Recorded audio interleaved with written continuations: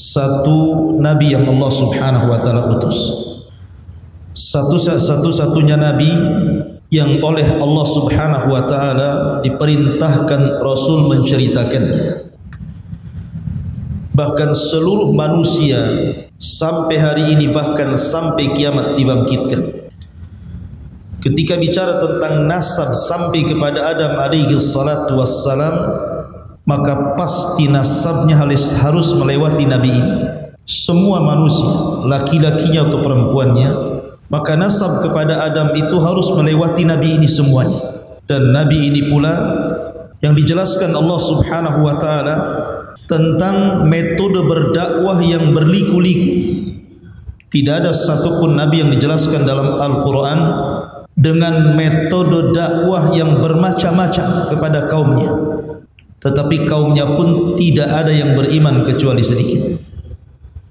Bahkan nabi ini pula yang diceritakan dalam Al-Quran satu-satunya disebutkan dengan anaknya yang kafir. Ya, di sana ada penyebutan Ibrahim dengan Ismail, akan tetapi kedua-duanya nabi. Sementara nabi ini bapaknya seorang nabi tapi anaknya kafir, disebutkan dalam Al-Quran. Bahkan nabi ini pula yang kemudian pertama kali memberantas kesyirikan yang ada di alam semesta. Siapa nabi yang kita akan bahas? Nabi Nuh alaihi salatu wassalam. Nuh alaihi salatu wassalam di dalam Al-Quranul Karim panjang lebar Allah jelaskan. Bahkan ada satu surat khusus menjelaskan tentang dakwahnya, namanya Suratul Nuh. Bahkan juga dalam Suratul Hud dan surah-surah yang lainnya cukup lengkap. Artinya bahwa nabi ini betul-betul harus kita kenali siapa untuk diambil pelajaran dan ibrahnya. Baik Nuh alaihi salatu wassalam, ada yang mengatakan namanya adalah Abdul Ghaffar.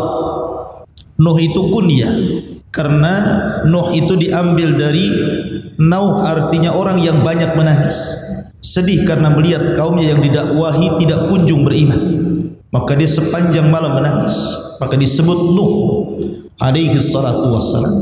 Adapun nasabnya, Nuh adalah Nuh ibnu Lamik, ibnu Mutawaslikh, ibnu Khanuh, dan Khanuh adalah Idris. Artinya Idris adalah kakeknya Nuh alaihi salatu wassalam.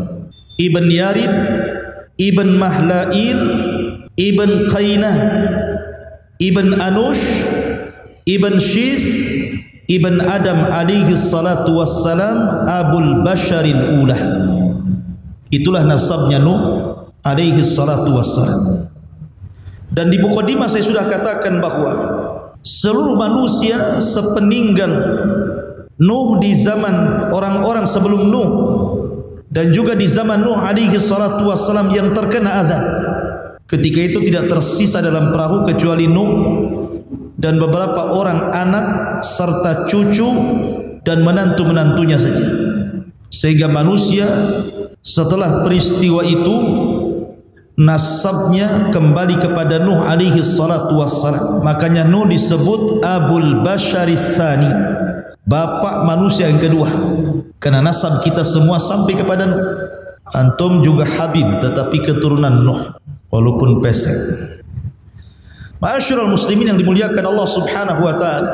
Dan itu dijelaskan dalam surat As-Saffat ayat 77. Allah mengatakan wa ja'alna dzurriyyatahu humul baqin, dan kami jadikan anak keturunan manusia itu semua turunan Nuh, dan itu yang tersisa sampai hari ini, bahkan sampai kiamat dibangkitkan.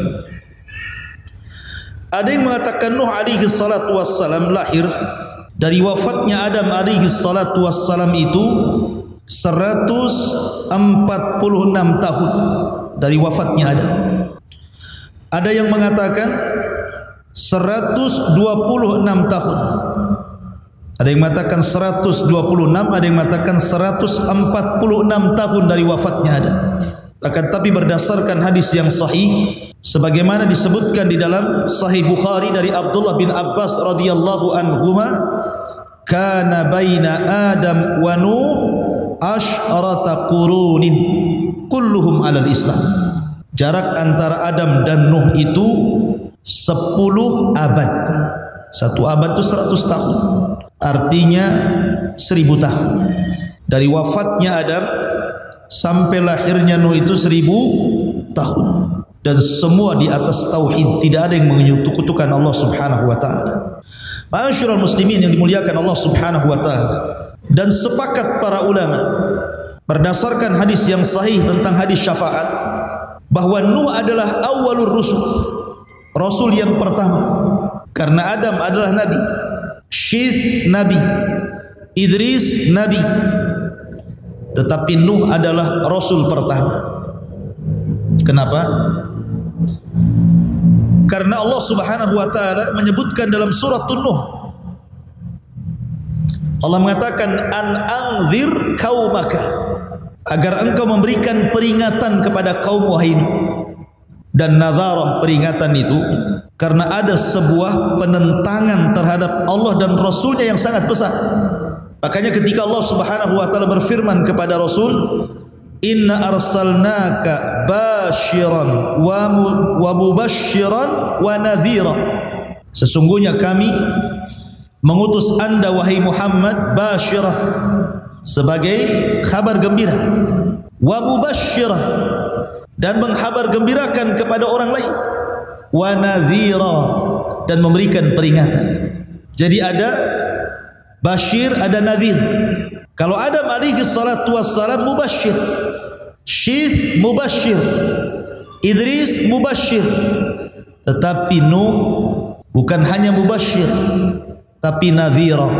An anzir qaumaka, disuruh memberikan peringatan karena dia adalah rasul pertama yang memperingati manusia dari kesyirikan.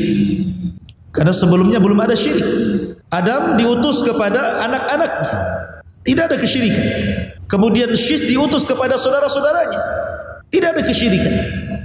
Begitu juga Idris diutus kepada anak-anak pamannya, kerabat-kerabatnya, dan belum ada kesyirikan.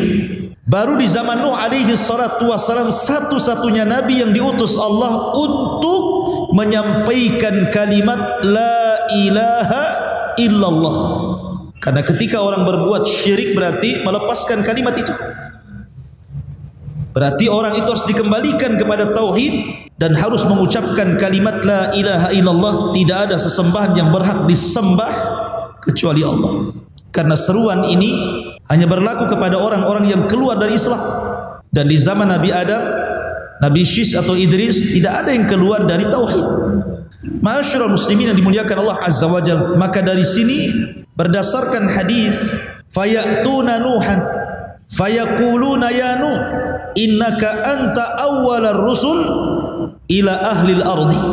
Maka manusia ketika di padang mahsyar mereka berangkat kepada Nuh untuk meminta syafaat. Kemudian setelah mereka di hadapan Nuh, manusia pun mengatakan, ya Nuh anta awwalur rusul, engkau adalah awal rasul, rasul pertama yang Allah utus ke dunia. Ishfa' lana ila rabbik, berikan syafaat untuk kami kepada Tuhan.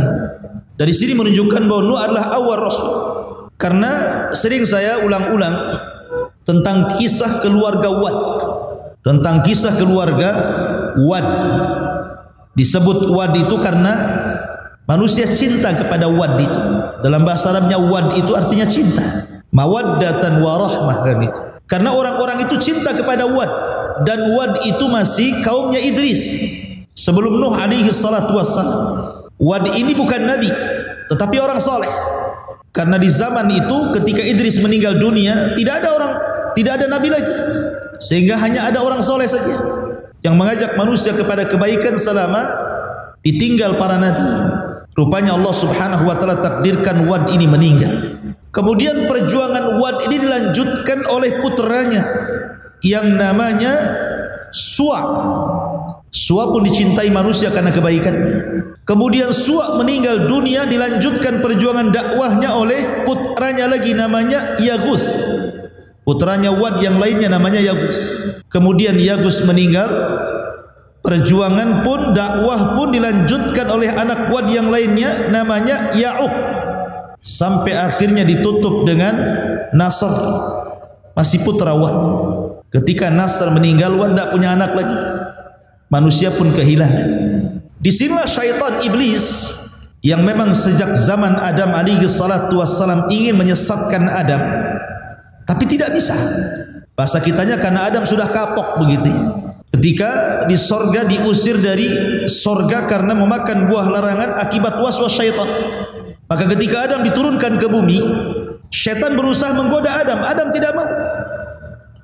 Sudah cukup satu kali bermaksiat kepada Allah, sehingga dia berdoa kepada Allah Subhanahu wa taala, Rabbana zalamna anfusana wa illam taghfir lana wa tarhamna lanakunanna minal khasirin. Fataba alaihi innahu huwat tawwabur rahim. Allah pun menerima taubatnya. Sejak itu Adam tidak mau lagi bermaksiat kepada Allah, sehingga iblis tidak bisa mengkacau Adam, sehingga dia menunggu keturunannya. Lah ketika ada kesempatan untuk menyesatkan manusia dari jalan Allah, mengantarkan manusia kepada kesyirikan, di masa ketika meninggal keluarga Wad semuanya ini, baru kemudian syaitan berbentuk manusia saleh mendatangi kaumnya Wad ini dan mengatakan, tidakkah kalian rindu dengan Wad dan keluarganya? Maka manusia mengatakan tentu. Kemudian iblis yang menyamar sebagai orang saleh mengatakan, kenapa pula kalian tidak membuat patung keluarga Wad, sehingga kalau kalian melihat patung itu kalian akan dinostalgiakan bagaimana dulu Wad ahli salat, ahli zikir, ahli ibadah, ahli taat, sehingga kalian akan terangsang untuk melakukan itu. Akhirnya dibuatlah patung Wad, Suwa, Yaghus, Ya'uq, Nasr, ditempatkan di sebuah tempat khusus di ketinggian, sehingga kalau mereka lewat melihat patung-patung itu terangsang untuk beribadah, tapi tidak ada kesyirikan. Kemudian generasi pertama pembuat patung meninggal, datang generasi kedua. Syaitan datang lagi dan mengatakan, jauh-jauh kalian ziarah dari rumah kalian ke sini hanya untuk melihat Wad, patung-patung Wad. Kenapa kalian tidak memproduksi saja banyak-banyak?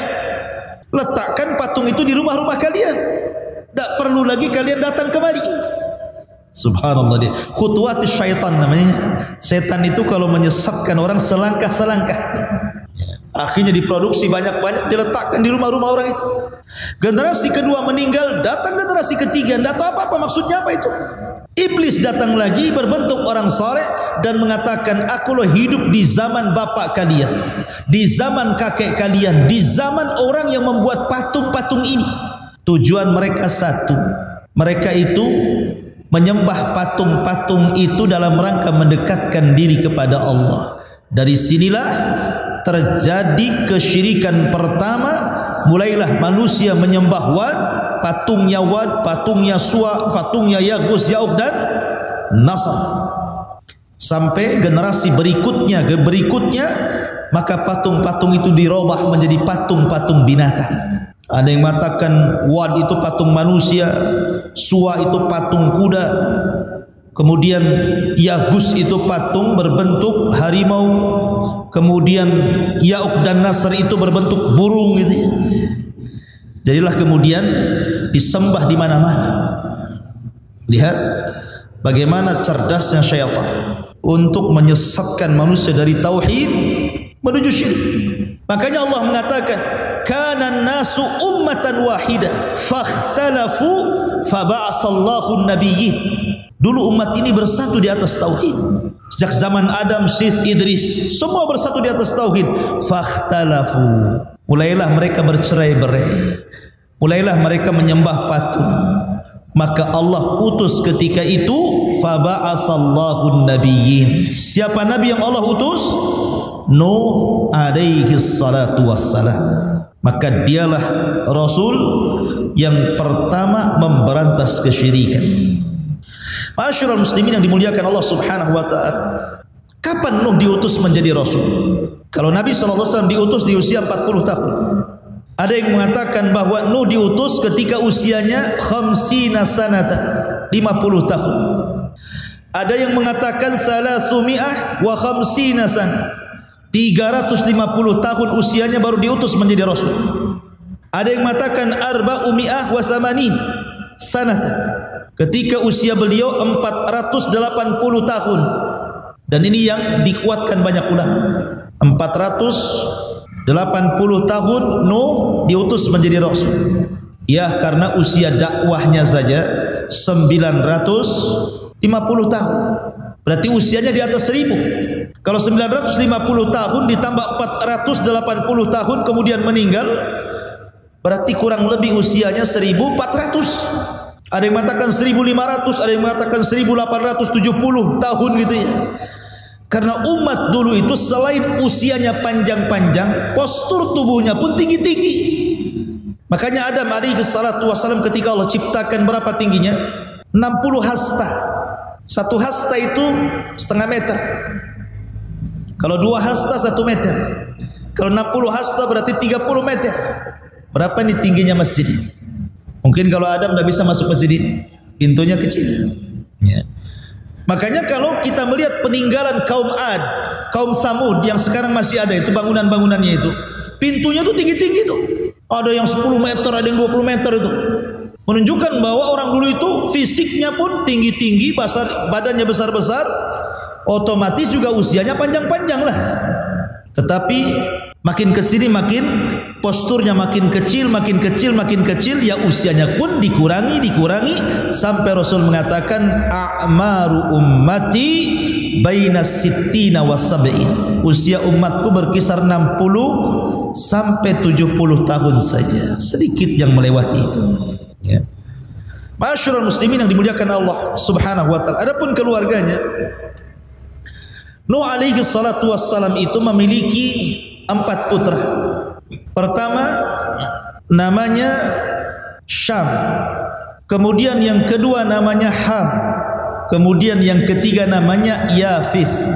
Syam, Ham, Yafis ini semua mengikuti dakwah ayahnya, masuk Islam. Hanya satu yang Allah Subhanahu wa ta'ala takdirkan tidak ikut ayahnya, tapi ikut agama kaumnya, namanya Kan'an. Dia tidak ikut bapaknya. Kenapa? Karena pengaruh buruk ibunya. Makanya penting mencari pasangan itu yang baik. Karena kalau antum memiliki istri yang buruk akan mempengaruhi kepada keburukan anak antum. Lihat kepada istri Nuh alaihi salatu wassalam, satu-satunya, bahkan satu di antara 2 istri Nabi yang dijadikan percontohan kepada orang-orang kafir.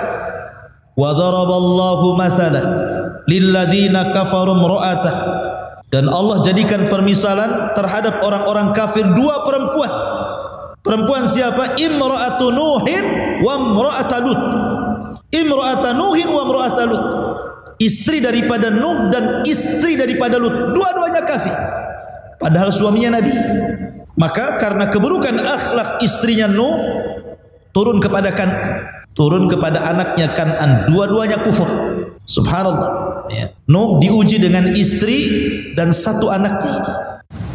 Padahal Nuh sudah berusaha menyelamatkan anak loh ya. Ketika dia di atas perahu, dia lihat Kan'annya sudah lari-lari ke bukit tinggi-tinggi untuk menyelamatkan dari banjir. Nuh sudah berteriak, ya bunayyar kam ma'ana. Anakku naik ke perahu. Karena tidak ada yang selamat hari ini. Tapi anaknya mengatakan sa'awi ilal jabal, enggak, saya akan cari tempat yang paling tinggi. Emang sampai di mana banjir ini katanya. Tetapi Nuh mengatakan, wahai anakku, tidak ada yang selamat hari ini. Pasti air ini akan melewati setinggi manapun gunung yang ada di sini. Subhanallah ikhwan, tidak ada yang selamat satu. Semua diratakan. Semua dibinasakan kecuali Nuh dan orang yang ada di perahu. Ma'asyiral muslimin yang dimuliakan Allah Azza wa Jalla. Adapun tentang masalah perahu Nuh alaihi salatu wassalam, Nuh alaihi salatu wassalam dijelaskan. Jadi ketika pada tanggal 10 dari bulan Rajab, berarti bulan Rajab kemarin, sekarang sudah masuk Sya'ban ya. Jadi Nuh alaihi salatu wassalam naik ke atas perahu. Maka mereka pun kemudian berada di atas perahu itu. Ada yang mengatakan mi'ah wa khamsina yauman, 150 hari. Jadi Nuh berada di atas perahu itu 150 hari, diombang-ambing ombak sana sini gitu ya. Sampai akhirnya kapal itu bersandar di bukit Judi Irak selama 1 bulan. Ketika bersandar itulah kemudian Nuh mengutus beberapa burung Datang burung kemudian memakan daun zaitun. Oh, berarti sudah surut. Kemudian diutus burung lagi, rupanya tapaknya ada tanahnya. Oh, berarti sudah sampai ke bumi surutnya. Setelah 1 bulan di atas perahu itu baru kemudian turun. Maka dari situlah kemudian kehidupan manusia dimulai setelah Allah hancurkan semuanya sejak zaman Adam alaihi salatu wassalam. Akhirnya kemudian Nuh alaihi salatu wassalam, selama itu pas di bulan Muharram, ada yang mengatakan tanggal 10, kemudian Allah selamatkan dari banjir bandang yang sangat besar. Taib, ma'asyiral muslimin yang dimuliakan Allah Azza wa Jalla, saya tertarik menceritakan Nuh ini dari sisi dakwahnya saja. Jadi malam ini kita akan banyak bercerita tentang sisi dakwah Nuh alaihi salatu wassalam yang menarik. Karena Nuh ini menggunakan metode dakwah itu luar biasa. Luar biasa. Berbagai macam metode dilakukan Nuh, akan tapi memang hidayah milik Allah. Dan saya ambil dari satu surat full, surat Nuh alaihi salatu wassalam. Kita baca ayat per ayat dan kita terangkan sekedarnya. Allah Subhanahu wa taala berfirman di dalam Al-Qur'anul Karim, "Inna arsalna Nuhan ila qaumi." Sesungguhnya kami utus Nuh kepada kaumnya. Maknanya begini, antum kalau hendak berdakwah di sebuah daerah, kalau yang menjadi seorang dai, seorang ustaz atau penyeru kebaikan itu adalah putra daerah, tentu akan mudah berdakwah. Mendakwahinya itu akan mudah, pengaruhnya akan banyak. Berbeda kalau seandainya saya bukan putra daerah, diutus kepada daerah tertentu, ya ada yang berhasil, ada yang tidak. Begitulah para nabi. Kalau nabi diutus itu biasanya diambil dari kaum yang akan didakwahinya. Makanya Allah Subhanahu wa taala mengatakan, wa ila adin akhahum Hud, dan kepada kaum Ad saudara mereka diutus Hud. Wa ila Tsamud akhahum Saleh, dan kepada kaum Tsamud saudara mereka Saleh diutus. Wa ila Madyan akhahum Syuaib, kepada Madyan saudara mereka diutus Syuaib. Artinya bahwa setiap nabi dan rasul itu dibangkitkan dari kaumnya. Supaya apa? Supaya mudah diterima. Karena mereka mengetahui kepribadian nabi itu sejak kecil, remaja, dewasa sampai diangkat jadi nabi. Mereka mengetahui akhlaknya, tutur katanya, muamalahnya. Sehingga ketika mereka mengetahui dari kecil sampai besar dan Allah siapkan semuanya, mereka tidak bisa mencela. Seperti Rasul umpamanya, sedari kecil sudah dikatakan Sadiqul Amin, orang yang jujur lagi amanah. Tidak bisa mencela nabi dari segi akhlak. Mereka hanya bisa mencela dari segi ajaran saja. Maka Nuh diutus dari kaumnya sendiri. Makanya Allah mengatakan, Inna arsalna Nuhan ila qaumi an anzir qaumaka min qabli an ya'tiyahum adzabun alim.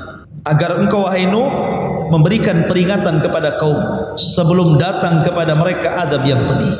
Menunjukkan bahwa azab itu tidak mungkin turun kecuali setelah datangnya peringatan. Wa ma kunna mu'adzibina hatta nab'atsa rasulah. Tidak mungkin kami mengazab sebuah kaum kecuali setelah diutus rasul kepada mereka. Kemudian Nuh mulai berdakwah. Qala ya qaumi inni lakum nadhirum mubin. Wahai kaumku, saya ini diutus kepada kalian sebagai nadhir, peringatan.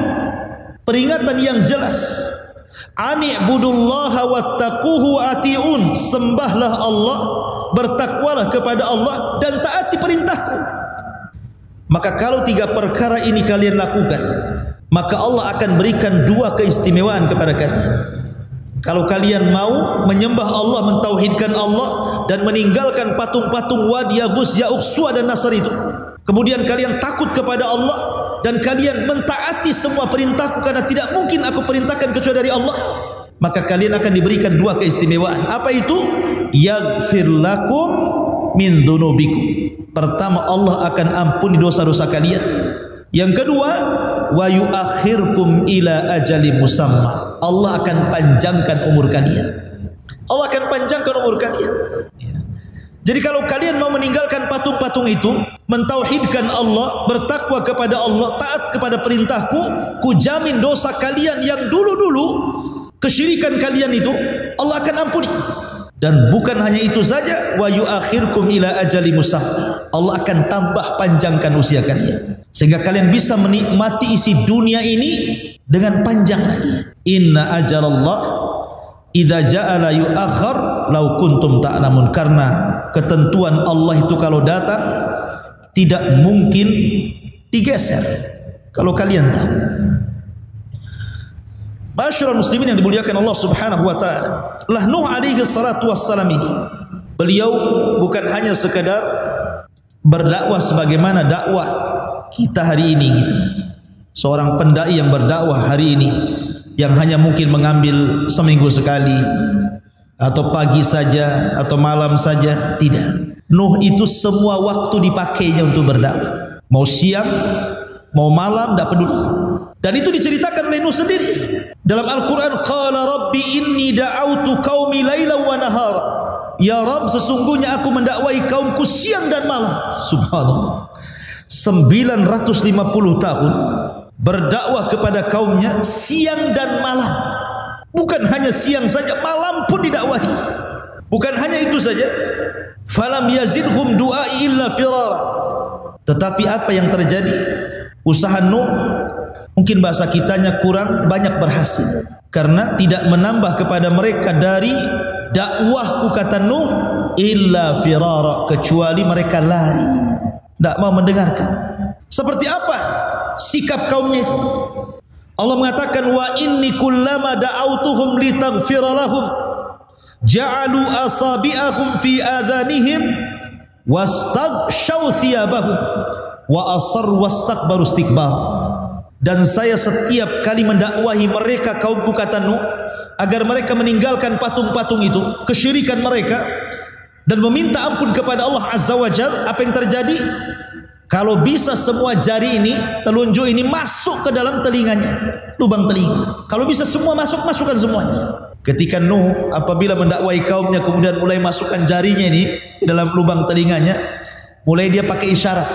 Pakai isyarat, karena kalau ngomong kan nggak didengar. Gimana didengar? Wong ini telinganya sudah ditutup, terpaksa pakai isyarat. Ya, kayak orang bisu gitu ya, pakai isyarat gitu. Mungkin satu-satu gitu. Gitu ya. Lah setiap kemudian Nuh, bayangkan, mulai dari bicara, setelah itu mereka menutup kuping, maka Nuh pakai isyarat. Ketika Nuh merubah dakwahnya dari bicara ke isyarat, akhirnya wastaghshaw thiyabahum, mereka pun tidak mau melihat isyarat telunjuk-telunjuk Nuh, diambilnya baju, ditutup wajahnya. Anda bisa bayangkan. Cukup wa asarru. Kalau Nuh bicara, mereka pun bicara. Coba bayangkan, saya sedang berdakwah kepada antum seperti itu, ataupun ngobrol semuanya. Siapa yang tahan duat seperti ini? Atau ketika saya berbicara, tiba-tiba antum ambil handset, handphone diletakkan pula di telinga antum, atau kemudian mengambil pakaian ditutupnya wajah antum gitu kan. Siapa yang sabar seorang ustaz, seorang dai menghadapi kaum yang seperti ini? Coba. Enggak ada. Saya jamin semua ustaz kalau dihadapkan dengan kaum seperti ini pasti resign jadi ustaz. Saya berhenti saja jadi ustaz. Ya. Karena sudah melampau kan gitu.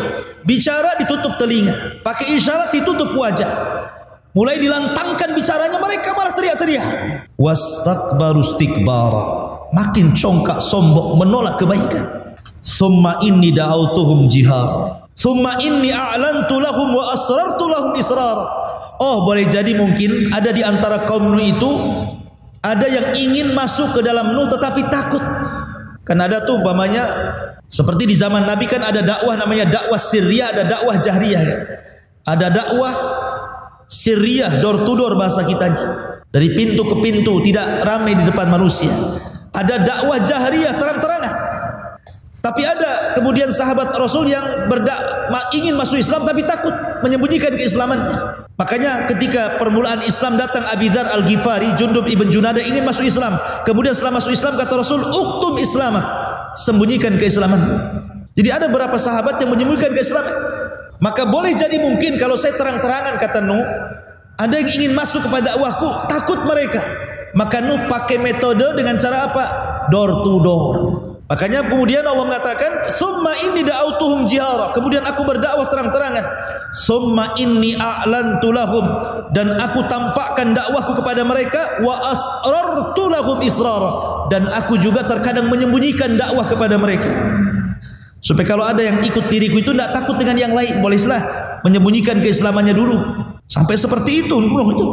Ma'asyiral muslimin yang dimuliakan Allah Azza wa Jalla. Kemudian Nuh alaihi salatu wasallam mengatakan, "Faqultu astaghfiru rabbakum innahu kana ghaffara." Lihat metode dakwah Nuh alaihi salatu wasallam. Siang, malam enggak kenal lelah. Kemudian jihar, israr, terang-terangan, sembunyi-sembunyi. Kemudian dengan thariqah targhib. Ini targhib namanya. Targhib itu sama dengan memberikan kabar gembira. Jadi Nuh alaihi salatu wasallam pertama tidak menakut-nakuti dulu dia. Jadi metodenya memberikan kabar gembira. Apa kata Nuh? Istaghfiru rabbakum innahu kana ghaffara. Mintalah ampun kepada Rabb kalian, karena dia adalah zat yang maha pengampun. Tinggalkan patung-patung itu, tinggalkan kesyirikan kalian, kembali kepada tauhid. Kalau kalian kembali kepada tauhid, tadi sudah diberi dua keistimewaan, diampuni dosa kalian, dipanjangkan usianya. Ada lagi kata Nuh, kalau kalian mentauhidkan Allah, meminta ampun kepada Allah, yursilis sama alaikum midrara wa yumdidkum bi amwalin wa banin wa yaj'al lakum jannatin wa yaj'al lakum anhara. Allah akan hujani kepada kalian. Kalian tidak mungkin paceklik, tidak mungkin kekeringan. Akan ada hujan yang membasahi tanah-tanah kalian untuk minum dan untuk ternak dan untuk berkebun kalian. Cukup tidak, wa yumdidkum bi amwal, dan Allah akan perbanyak harta kalian, wa banin, dan keturunan kalian.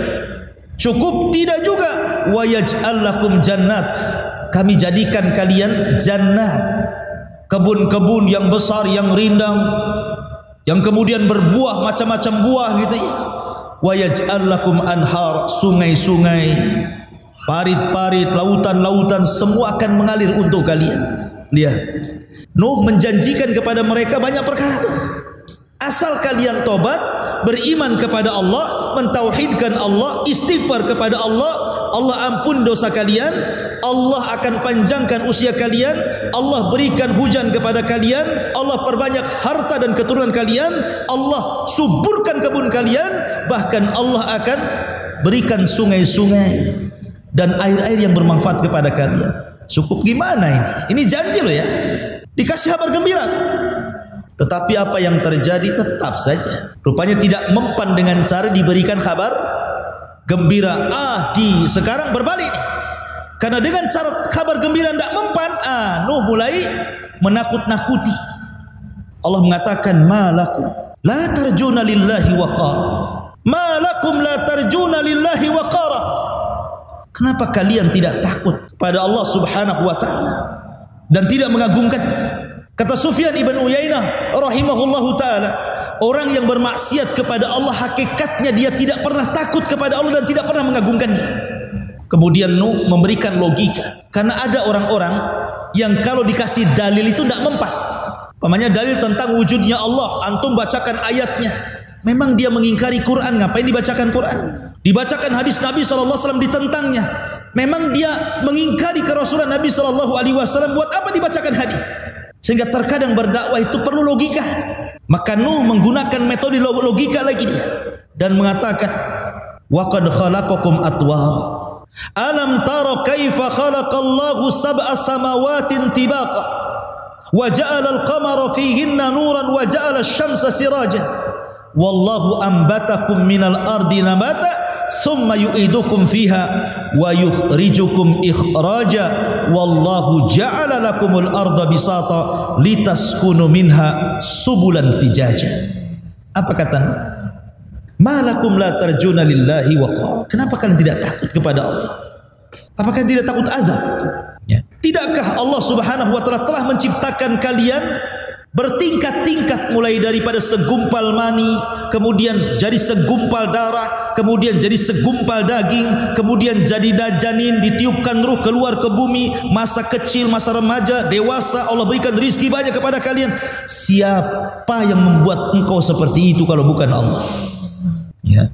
Alam tara kaifa khalaqallahu sab'as samawatin tibaqa. Tidakkah kau lihat langit? Berapa lapis langit ke atas itu? 7 lapis. Tidak mungkin langit 7 juga ada. Pasti ada yang menciptakannya. Siapa yang menciptakannya kalau bukan karena Allah? Wa ja'alal qamara fihinna nuran wa ja'ala asy-syamsa siraja. Atau kau tidak lihat bulan yang bercahaya? Begitu juga matahari yang terang benderang. Coba kalau seandainya malam ini dibuat sampai kiamat, siapa yang bisa mendatangkan terang? Atau siang dibuat sampai kiamat, siapa yang akan mendatangkan gelap? Sementara sekarang ada siang ada malam, lah siapa yang memutar balikan ada siang ada malam ini? Apa berputar sendiri begitu? Tidak. Makanya kenapa Abi Hanifah sering saya ceritakan kepada ketika berdebat dengan orang-orang Sumaniyin, para penyembah dahri, orang-orang ateis, orang-orang yang tidak mengakui adanya Tuhan, kemudian mengajak berdebat kepada Abi Hanifah. Kata Abi Hanifah, kalau kita berdua berdebat percuma. Kita berdebat di hadapan orang ketiga, hakim, amir. Oke? Akhirnya kemudian ditentukan waktu debatnya. Pada waktunya seorang ateis ini sudah di hadapan hakim. Abu Hanifah tidak datang-datang. Harusnya pagi sudah ditunggu, sore pula dia baru datang. Pas Abi Hanifah datang, dicelanya Abi Hanifah dan mengatakan, engkau ini imam, seorang ulama, kepercayaan kaum muslimin, tapi engkau tidak amanah. Harusnya kau tepat waktu, kenapa kau terlambat? Kata Abi Hanifah, bukan itu masalahnya. Yang membuat aku terlambat karena aku terhenti di pinggir sungai. Ketika aku melihat ada halilintar membelah pohon, kemudian pohonnya terbelah jadi dua. Yang satu tetap nancap, yang separuhnya kemudian terbang ke air. Yang separuh terbang ke air itu perhatikan saja. Tiba-tiba kemudian pohon yang di air ini terbelah-belah kecil. Kemudian tiba-tiba teranyam. Kemudian tiba-tiba sudah ada besinya saja. Tiba-tiba berbentuk perahu dia. Maka aku pun naik ke dalam perahu itu. Kemudian perahu tiba-tiba jalan sendiri dan akhirnya akulah sampai kepada sini katanya. Baru sampai aku ke sini. Maka sang ateis mengatakan kadzabta dustakan. Mana bisa perahu ujug-ujug jadi gitu. Ya, harus diserut dulu kan gitu ya, dirangkai dulu, dipaku dulu. Ujug-ujug jadi gitu aja perahu gitu kan.